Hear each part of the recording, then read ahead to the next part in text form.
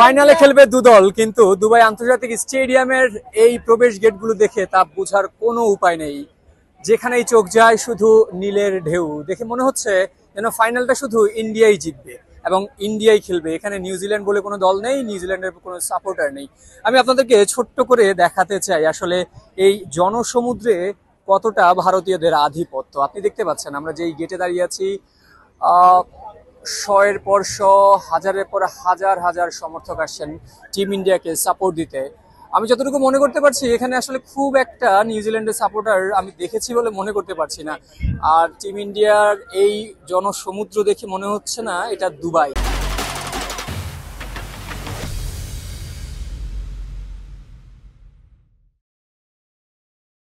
মনে হচ্ছে এটা হায়দ্রাবাদ, কলকাতা কিংবা মুম্বাইয়ের কোনো স্টেডিয়ামেই যেন খেলাটা হচ্ছে।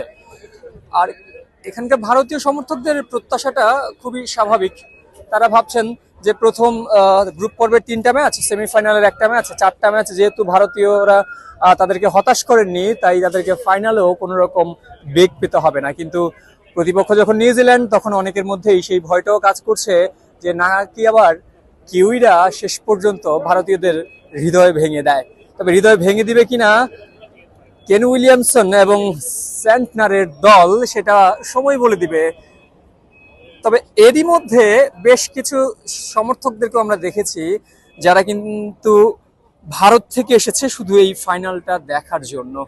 আপনারা নিশ্চয়ই দেখতে পাচ্ছেন একের পর এক সমর্থক।